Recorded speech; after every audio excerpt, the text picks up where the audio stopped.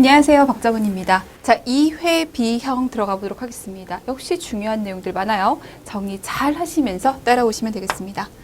자, 2회 B형 1번입니다. 땡땡 신문 기사 내용입니다. 괄호 안에 기응기은에 해당하는 내용을 차례대로 쓰시오라고 되어 있어요. 자, 약물에 대해서 얘기할 거예요.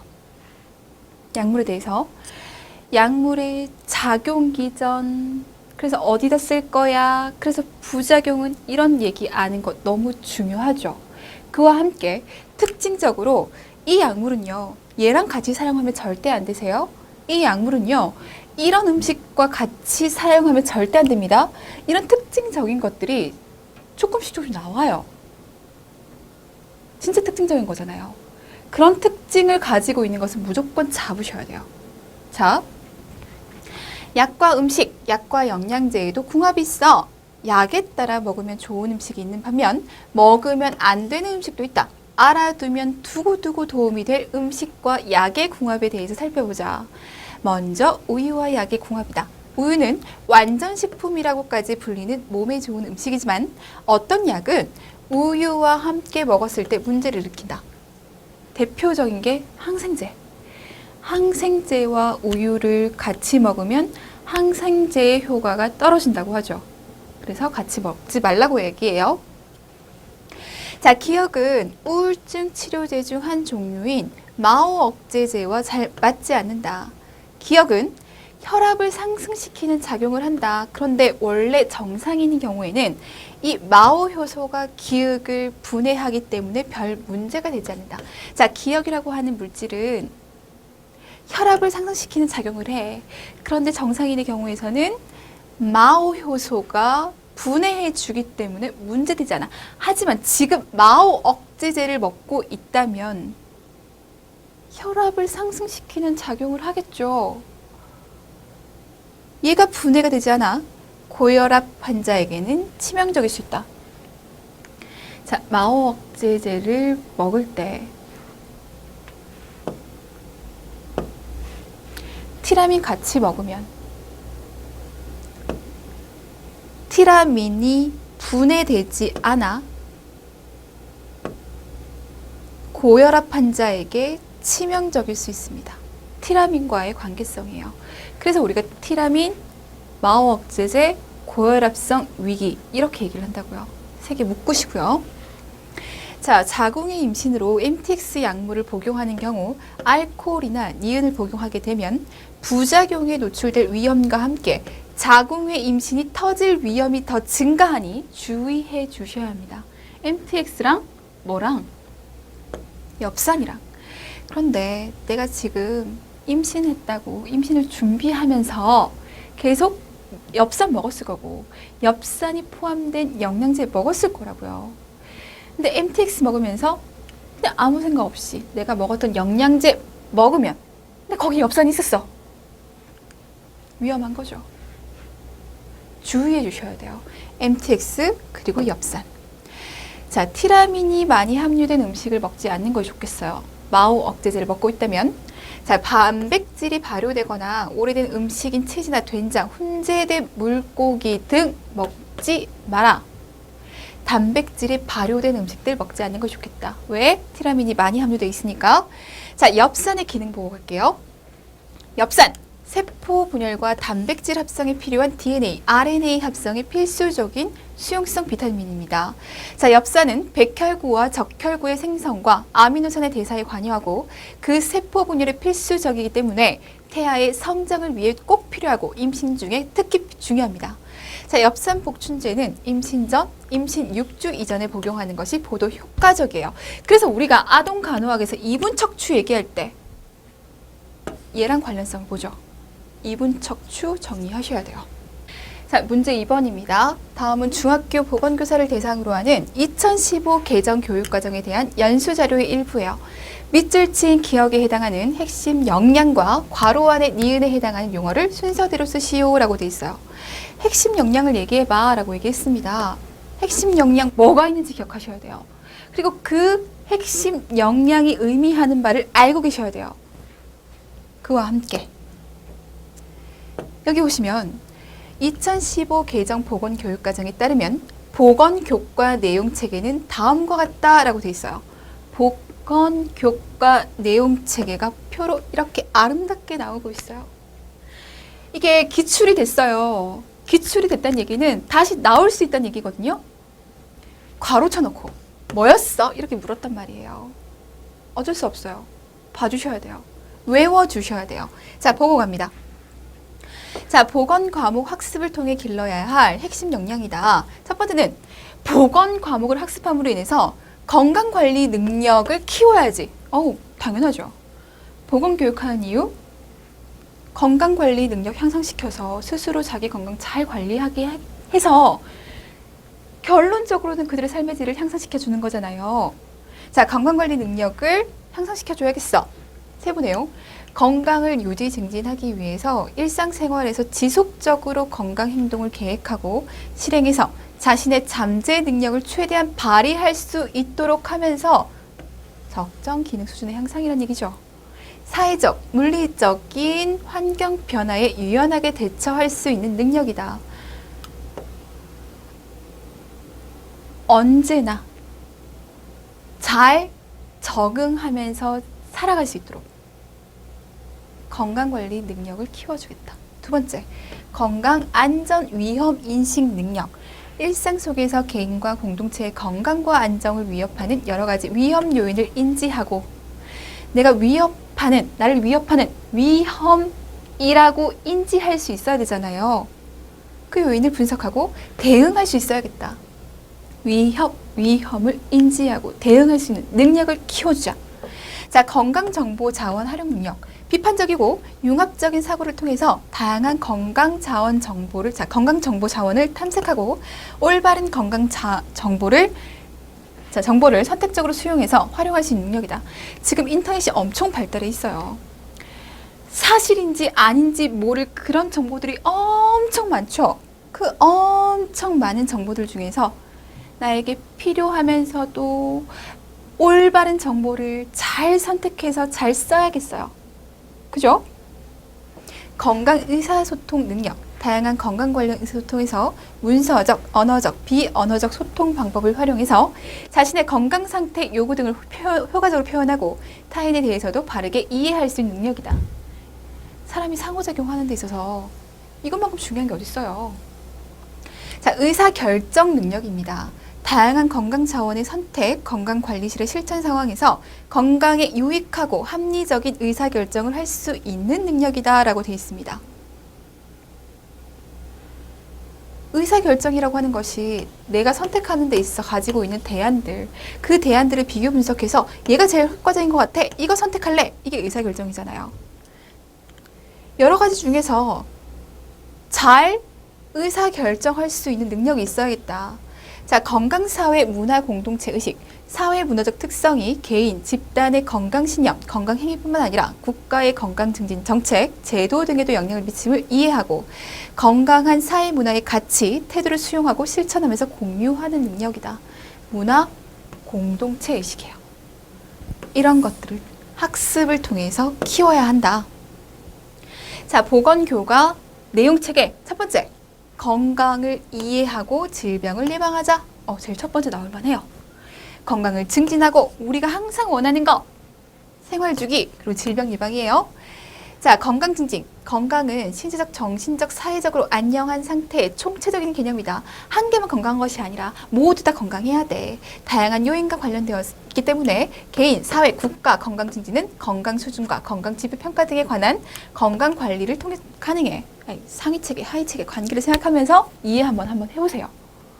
그래서 어떤 거? 건강의 중요성, 건강의 평가에 대한 얘기가 내용으로 들어옵니다.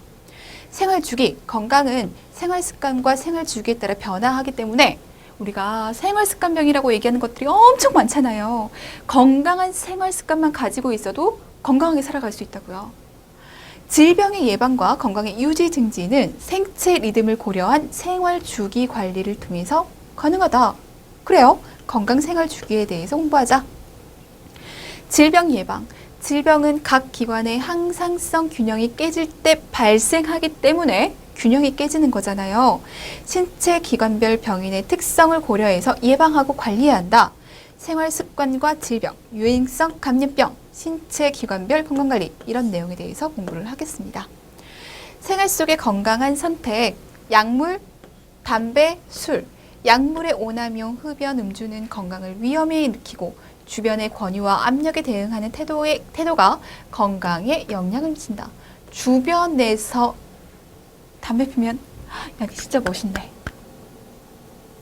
청소년기 이런 거 좀 많죠. 이런 거. 야, 너 담배 펴야 나랑 친구할 수 있어. 이런 거. 영향을 미친다. 의약품의 안전한 선택, 흡연, 음주 예방과 대처. 성건강. 성은 생물학적, 사회문화적으로 다양한 요인과 관련되어 있고 성 문제는 성가치관과 성윤리의식과 관련되어 있다. 청소년의 성적 발달, 이성교제와 성의 역할, 임신, 출산과 피임, 음란물과 성상품화, 성폭력, 성매매에 관해서 얘기를 한다. 자, 정서, 정신건강.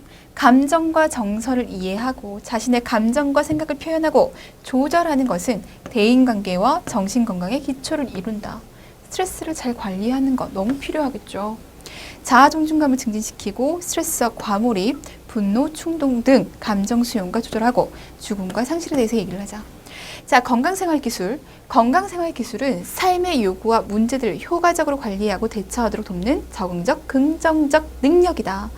그러기 위해서 건강의사소통 기술을 가리키고 건강의사 결정, 건강증진 옹호 활동에 대해서 공부합니다. 자, 안전과 응급처치, 생활안전, 그리고 응급처치. 개인의 생활 방식, 안전 위험 요인에 대한 예측 및 평가는 안전사고 예방에 영향을 미치기 때문에 행동 양식의 1차적인 변화와 안전제일의 가치관 정립, 안전의식과 무의식적 표출이 안전문화의 원칙입니다. 자, 건강, 안전 위험 요인 예측과 안전문화. 따돌림, 학대, 폭력, 직업병 이하 예방, 응급처치. 상황에 따른 적절한 응급처치 능력은 손상 악화 방지와 질병 회복에 중요하고 생활 속의 응급처치를 알려주고 심폐소생술과 자동 제세동기를 어떻게 사용하는지에 대해서도 알려주셔야죠. 방법. 자, 건강자원과 사회문화, 건강권과 건강자원, 건강문화. 자, 건강할 권리는 인간의 기본권이자 사회국가의 책무로 건강권 보장을 위해서는 건강정보 자원 활용이 중요합니다. 자, 건강권과 책임, 건강정보 자원과 활용. 자, 건강문화. 문화는 건강에 영향을 미치는 주요한 요인이므로 생활환경, 미디어, 신념, 관행 등은 건강문화 형성뿐만 아니라 개인, 지역사회, 국가 건강에도 큰 영향을 미친다. 유행, 미디어와 건강, 또래 가족 문화와 건강, 장애인, 다문화 가족 등 사회적 소수자와 약자와의 건강에 대해서 얘기를 하게 됩니다. 문제 들어갈게요. 핵심 역량 한번 찾아봅시다. 2015년 개정 보건교육과정의 핵심 역량이 새롭게 설정되었습니다. 마지막 핵심 역량은요, 사회 문화적 특성이 개인과 집단의 건강 신념과 건강 행위뿐만 아니라 국가 건강 증진 정책 제도에도 영향을 미칩니다. 자, 사회, 지역사회, 집단, 개인, 당연히 영향 미치죠. 나아가 국가에 영향을 미치잖아요. 건강한 사회 문화로서의 가치 태도를 수용하고 실천하고 공유하자. 뭐와 관련된 얘기? 건강, 사회, 문화, 공동체의식. 우리 다 같이 가는 겁니다. 공동체의식. 니은이 뭐야? 질병 예방에서 우리가 해야 될 얘기는 생활습관과 질병, 신체기관별 건강관리, 그리고 유행성 감염병에 대해서 얘기를 해 주셔야 돼요. 자, 문제 3번입니다. 다음은 최군과 상담한 내용이 적힌 보건일지예요. 작성 방법에 따라 서술하시오 라고 되어 있습니다. 자, 보건일지고요. 지금 상담 주제를 봤더니 노인 장기 요양보험 소개예요. 작성 방법, 밑줄 친 기억의 급여 신청 대상자에 대해서 서술한 것, 밑줄 친 니은을 설명할 것, 그리고 잘못된 내용을 찾았을 것이라고 되어 있어요. 노인장기요양보험제도 무조건 A급, 무조건 A급. 노인 인구가 많아지고 있죠. 그래서 관심이 여기에 많이 쏠려 있어요. 신청 대상. 자, 노인장기요양보험제도의 적용 대상은 전 국민입니다. 자, 보세요. 장기요양 신청 대상자는 소득 수준과 관계없이 노인 장기 요양 보험제도 가입자인데 노인 장기 요양 보험 가입자 이꼴 국민건강보험 가입자예요. 국민건강보험 가입자와 피부양자와 의료수급권자 한마디로 전 국민이잖아요. 전 국민이잖아요. 그 중에서 65세 이상의 노인 또는 65세 미만이지만 치매, 중풍, 파킨슨병 등 노인성 질병으로 65세 이상이거나 65세는 되지 않았지만 노인성 질병을 가지고 있어. 그럼 고려해 볼 수 있어요. 거기에다가 6개월 이상 혼자 일상생활을 하지 못해요. 내가 씻고 밥 먹고 화장실 가고 이런 게 혼자 안 돼요. 인간으로서의 가치가 떨어지죠. 누군가 케어해줘야 된단 말이에요. 장기 요양 등급을 판정받은 자로 한다. 장기 요양 등급을 받아야지만 장기 요양 급여를 받을 수 있죠. 나 급여 주세요라고 신청하려면 65세 이상이거나 65세 미만으로 노인성 질병을 가지고 있으면서 6개월 이상 혼자서 일상생활 수행이 안 되는, 그래서 이런 등급을 가지고 있는 사람이 신청할 수 있다. 자, 장기 요양 인정과 등급 판정. 이 사람 장기 요양이 필요할 것 같아. 인정해주면 등급을 내려줄 거예요. 자, 나 장기 요양 인정해주세요. 나 장기 요양이 필요하다고 인정해주세요. 이것은 국민건강보험공단의 각 지사별 장기 요양센터랍니다. 여기까지는 넘어가시고, 요거. 나 65세 이상인데 혼자서 생활하기가 너무 힘들어요. 나 65세 미만인데요. 혼자서 생활하기가 65세 미만인데요. 노인성 질병을 가지고 있어서 혼자서 생활하기가 너무 힘들어요. 나 인정해줘요. 그래야 내가 요양급여를 받을 수 있잖아요. 그럼 인정해줘요 라고 신청할 수 있는 것은 공단. 공단에다 신청합니다. 그러면 이 공단에서 정말 이 사람에게 이러한 급여가, 이러한 제도가 필요한지 필요하지 않은지를 판별해 내려고 조사자가 나올 거예요. 자, 공단에 신청했어요. 그럼 1차적으로 국민건강보험공단의 조사자가 신청인을 직접 방문해서 장기요양 인정조사를 합니다. 이 사람이 진짜 급여가 필요한가? 노인성 질병을 가지고 있으면서 정말 생활하기가 힘든가? 어느 정도 생활하기가 힘든데? 이걸 조사하려고 나와요. 등급 판정. 자, 조사가 완료되면 신청인은 장기요양 등급 판정위원회로부터 장기요양 인정 신청 자격 요건을 충족하고 6개월 이상 혼자서 일상생활을 수행하기 어렵다고 인정되는 경우 심신상태, 장기요양이 필요한 정도 등에 따라 등급 판정 기준 받고 수급자로 판정됩니다. 이 사람 급여 받을 수 있는 사람이야.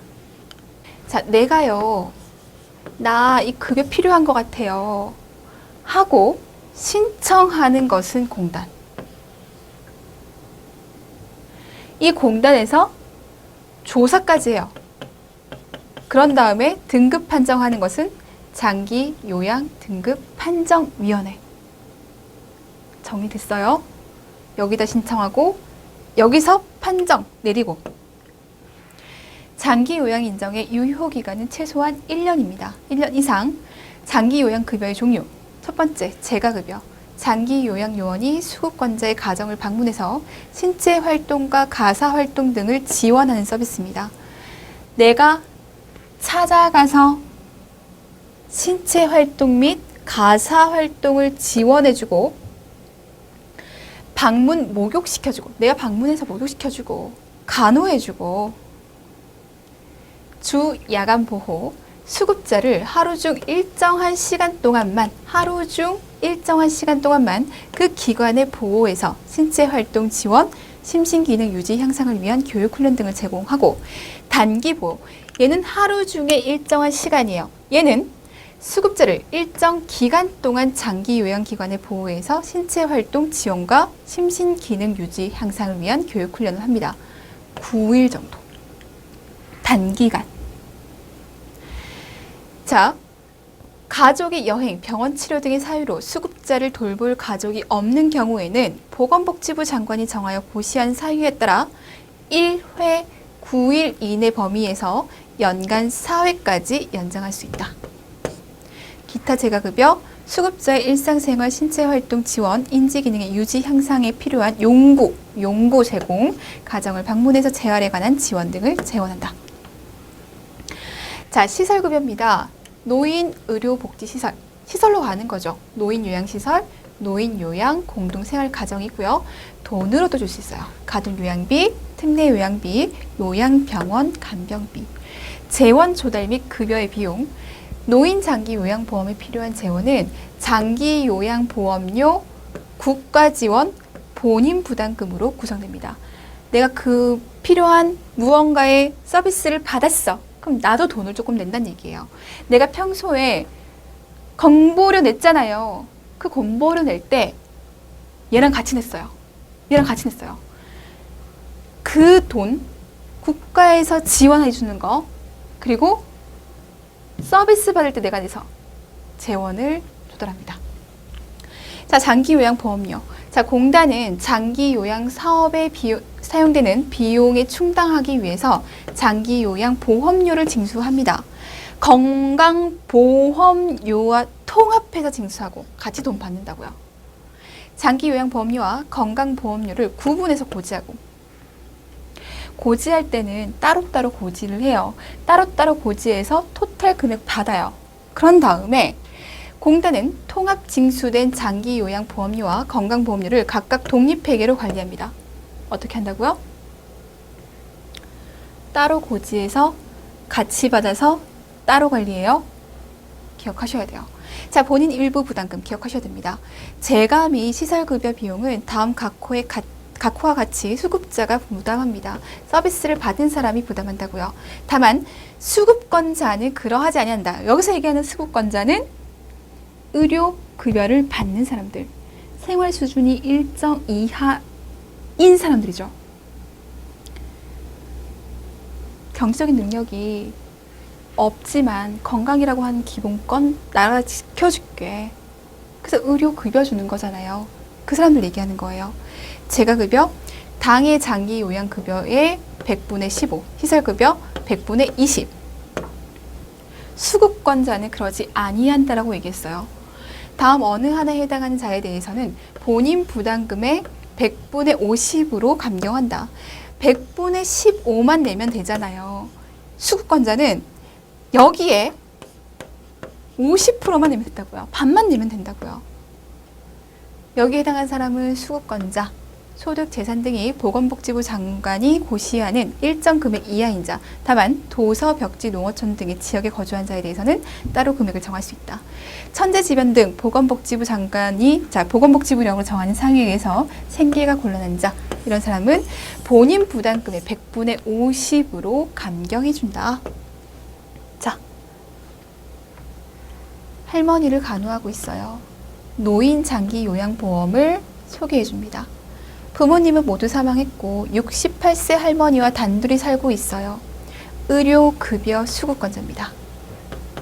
할머니는 중풍으로 8개월 전부터 혼자서 일상생활을 수행하기가 어려워요. 혼자서 일상생활을 하기가 어려운데 8개월 전부터래요. 6개월이 넘어갔잖아요. 거기에다가 지금 중풍이래요. 그러면 노인 장기 요양보험 제도를 받을 수 있는 사람이에요. 급여를 받을 수 있는 사람이에요. 학교에 있는 동안 혼자 계신 할머니가 걱정이 돼서 수업에 집중할 수 없대요. 그래서 노인 장기 요양보험 제도에 의해 장기 요양급여를 받을 수 있다라고 얘기를 해줬어요. 그러면 노인 장기 요양보험 제도에 의해서 장기 요양급여를 받을 수 있는 사람은 누구예요? 라고 물어본 거예요. 어떻게? 생략 가능해요? 생략 가능해요? 여기서부터 꼭 들어가야 되죠. 65세 이상 노인 또는 65세 미만이라도 치매, 중풍, 파킨슨병 등 노인성 질병으로 6개월 이상 혼자 일상생활을 수행하기 어려운 분으로 장기 요양 등급 1에서 5등급 판정을 받은 사람은 장기 요양 급여를 달라고 신청할 수 있어요. 그죠? 정확하게 써 주셔야 돼요. 자, 장기 요양 급여를 받기 위해서 장기 요양 대상자 신청 절차에 따라 신청해서 등급 판정을 받아야 하는데 신청은 장기 요양 등급 판정 위원회에서 한다? 잘못됐죠? 신청은 어디서 해야 돼요? 공단에서 해야 돼요. 공단으로 신청하고 공단 내에서 자료조사할 거예요. 그런 다음에 이 등급판정위원회에서 등급 매겨줄 겁니다. 장기 요양 인정의 유효기간은 최소 6개월? 아니죠. 1년 이상이죠. 잘못된 내용 두 가지가 있었네요. 1년 이상 그리고 공단에서 한다는 거. 자, 장기 요양 급여의 종류, 재가급여, 시설급여, 특별 현금급여로 구분하고 재가급여는 수급자의 가정 등에서 장기 요양하는 방문요양, 방문목욕, 주 야간 보호 등으로 세분화하고 시설급여는 수급인을 장기 요양 시설에 입소시켜 장기 요양을 하는 것으로 특별 현금 급여는 수급인에게 특별한 사유가 있는 경우 현금 등을 지급하는 것을 얘기한다. 최근에 할머니에 대한 본인 부담금을 설명하래요. 본인 부담금. 원래는 재가 100분의 15, 시설 100분의 20인데 뭐라고 얘기했어요? 의료 수급권자라고 얘기했어요. 의료 수급권자는 본인 일부 부담금의 50%라고 얘기했거든요. 최근의 할머니는 의료 수급권자로 본인 부담금의 100분의 50으로 감경된다. 이때 본인 부담금이라고 하는 것은 재가급여, 당해 장기 요양급여 비용의 100분의 15, 시설급여, 당해 장기 요양급여 비용의 100분의 20으로 한다. 써줘야죠. 그리고 100분의 50으로 감경한다. 자, 문제 4번입니다. 다음은 보건교사가 작성한 교수학습지도안입니다. 작성 방법에 따라 서술하시오라고 되어 있어요. 자, 교수학습지도안. 환경과 건강, 환경보건, 환경에 대한 얘기를 할 것 같다. 환경 오염에 대한 얘기를 할 것 같다. 작성 방법. 괄호 기억에 해당하는 협약의 내용을 제시하세요. 괄호 니은에 해당하는 명칭을 쓰세요. 디귿에 해당하는 발령 기준으로 제시하세요. 라고 되어 있어요. 자, 교수학습 내용. 환경오염의 심각성과 관련된 동영상을 시청하고요. 본시 학습 목표를 확인합니다. 그러면서 환경보건이란부터 들어가요. 자, 환경보건이란 환경오염과 유해화학물질 등이 사람의 건강과 생태계에 미치는 영향을 조사해서 평가해서 이를 예방하고 관리하는 것을 얘기한다. 예방 관리하는 것. 자, 지구환경 문제를 위한 주요 협약. 아셔야 돼요. 무조건. 리우 회의에서는 지구온난화 방지에 대해서 얘기했고요. 몬트리올 의정서에서는 오존층 파괴 물질의 생산과 사용 규제에 대해서 얘기를 했어요. 교토 의정서에서는요, 지구온난화 규제의 방지에 대해서 얘기를 했거든요. 그럼 바젤 협약에서는 무슨 얘기를 했냐고요? 바젤 협약에서는 유해 폐기물의 국가 간 이동과 교역을 규제하는 얘기를 했어요. 다 기억하셔야 됩니다. 자, 니은이란이라고 얘기했습니다. 자, 환경에 영향을 미치는 실시 계획, 시행 계획 등의 허가, 인가, 승인, 면허 또는 결정 등을 할 때에 해당 사업이 환경에 미치는 영향을 미리 조사, 예측, 평가해서 해로운 환경 영향을 피하거나 제거하거나 감소시킬 수 있는 방안을 마련하는 것을 얘기한다. 자, 내가 이런 사업을 하고 싶어. 그런데 있잖아요. 환경이라고 하는 거 우리가 너무 소중하다는 것을 이제 다 인식했어요. 70년대 이때 나라가 발전할 때는 이런 거 좀 등한시했잖아요. 그래서 막 발전하고 그래서 우리가 경제 성장을 이루긴 했는데 이제는 여기에도 관심을 많이 쏟는다고요. 환경에도요. 환경에 관심을 많이 쏟아요. 환경이라고 하는 거 얘 다쳐버리면, 얘 한번 손상돼 버리면 복귀되기가 너무 어렵다는 것을 다 알게 된 거죠. 그래서 어떤 사업을 할 거야. 뭘 할 거야 라고 했을 때, 이 사업이 나중에 환경에 나쁜 영향을 끼치지 않을까? 사업을 하는 동안 이 환경에 영향을 끼치진 않을까? 이것을 한번 예측해보고 평가해본다는 거죠. 그걸 우린 뭐라고 얘기를 해요? 우리는 환경 영향평가라고 해요. 환경에 영향을 미치는 실시, 시행 계획 등의 허가, 인가, 승인, 면허, 결정 등을 할 때 이 사업이 환경에 미치는 영향을 미리 조사하고 예측하고 평가해서 해로운 게 보여진다면 이를 없앨 수 있도록 하고 감소시킬 수 있도록 하고, 그렇게 해서 환경 지키자라고 하는 겁니다. 환경 영향평가. 환경 영향평가의 개념도 중요하지만 기본 원칙도 중요하죠.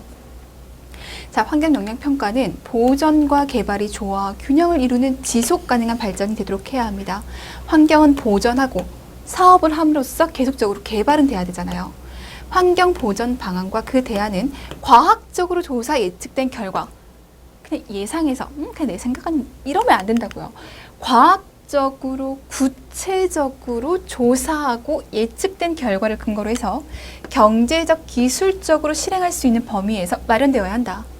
환경 영향 평가 등의 대상이 되는 계획 또는 사업에 대해서 충분한 정보 제공을 함으로 인해서 환경 영향 평가 등의 과정에 주민 등이 원활하게 참여할 수 있도록 하자. 이 지역에 사업을 할 거예요. 여기에 살고 있는 주민들에게 이 사업에 대해서 이해시키는 것 당연히 중요하지 않겠어요? 이 사람들을 참여시켜서 이 사업이 환경에 유해하지 않습니다 라고 얘기하려면 충분한 정보 제공해 줘야 되죠. 아니면 내가 이 사업을 할 것 같은데요, 하려고 하는데요, 그럼 여기에 살고 있는 사람이 훨씬 더 많은 정보를 가지고 있을 거 아니에요. 그러면 충분한 정보를 줘서 이 사람들에게서 뭔가를 얻어낼 수도 있을 거예요. 어쨌든 주민 참여는 중요하다고요. 이 사업을 더 잘되게 하기 위해서, 사업의 목적을 잘 달성할 수 있게 하기 위해서 이 주민의 참여와 주민의 이해도가 높은 것은 굉장히 중요합니다. 그러기 위해서 정보를 잘 제공하자고요. 환경 영향 평가 등의 결과는 지역 주민과 의사결정권자가 이해할 수 있도록 간결하고 평이하게 작성되어야 합니다. 이 사업 합니다. 환경 영향 평가가 이렇게 나왔기 때문입니다. 환경 영향 평가의 결과는요. 근데 너무 어려운 말로 설명해. 그럼 누가 알아요? 어떻게 알아요? 간결하게 얘기해 주고요. 쉽게 이해하기 쉽게 그렇게 설명해 주고요. 해석을 붙이지 않게끔, 딴소리 못하게, 해석을 붙이지 못하게끔 정확하게 알려주셔야 돼요. 환경영향평가 등은 계획 사업이 특정 지역이나 시기에 집중될 경우 이에 대한 누적성을 고려해야 된다. A 사업만 생각했을 때는 환경오염이 10, 이 정도는 우리가 감안할 수 있을 것 같아요. 우리가 이거는 예방할 수 있을 정도예요. 근데 B까지 같이 해버리면 훨씬 더 커져버릴 수 있다는 거죠. 이런 것까지 예측을 해야 된다. 자, 환경이 건강에 미치는 영향, 대기 오염 물질 나옵니다. 기억하셔야 돼요. 기억하셔야 돼요. 미세먼지, 우리나라 강타했습니다. 이것만으로도 중요해요. 공기 중에 고체 상태 입자와 액적 상태 입자의 혼합물을 말해 미세먼지는 천식과 같은 호흡기계 질병을 악화시키고 폐기능 저하를 초래한다 라고 하면서 이 미세먼지의 경보 단계에 따른 발령 기준을 알고 있는지를 물었어요. 학교에서 체육활동 한단 말이에요. 행사가 있을 수 있죠. 야외 행사. 미세먼지의 의의가 클 수밖에 없죠. 주의보, 경보, 발령 기준, 그때의 행동 강령, 이런 것들 보건교사로서 당연히 알고 계셔야 돼요. 자, 대기환경보전법 시행령을 보면요. 대기 오염 경보의 대상 오염 물질은 환경 기준이 설정된 오염 물질 중 다음 각 호의 오염 물질로 한다. 그래서 미세먼지가 있고 초미세먼지가 있고 오존이 있어요. 그럼 여러분들은 미세먼지, 초미세먼지, 오존에 대한 발령 기준과 행동 강령 기억하셔야 된다는 거예요. 행동 지침도 기억하셔야 된다는 겁니다. 자, 경보 단계별 조치는 다음 각 호의 구분에 따른 사항이 포함되도록 합니다. 주의보를 발령한다는 것은 주민의 실외 활동, 자동차의 사용을 자제해 주세요라고 합니다. 주의. 자, 경보. 주민의 실외 활동을 제한해 주세요. 자동차 사용의 제한, 사업장의 연료 사용량을 줄여주세요라고 권고해요. 중대 경보로 넘어가면 주민의 실외 활동을 금지합니다. 자동차 통행 금지시켜주고요. 사업장의 조업 시간을 단축시킬 거예요. 자제해주세요. 제한해주세요. 금지해주세요. 갈수록 강제성이 더 커지죠. 자, 대기 오염 경보 단계별 대기 오염 물질의 농도 기준 미세먼지 PM10부터 주의보라고 얘기를 한다면 자, 시간당 평균 농도가 150 이상 2시간 지속된다면 주의보예요. 해제 100 미만일 때, 시간당 평균 농도가 100 미만일 때 경보, 기상 조건 등을 고려해서 해당 지역의 대기 자동 측정소 PM12 시간당 평균 농도 300 이상이 2시간 이상 지속될 때에 150 미만이라면 주의보로 내려갈 수 있어요. 100 미만이면 해제되겠죠. 초미세먼지 시간당 자 2.5가 시간당 평균 농도 75 이상이 2시간 해제 35 미만일 때 경보 시간당 평균 농도가 150 이상이 2시간 이상 지속될 때 해제 75 오존입니다. 기억하셔야 돼요.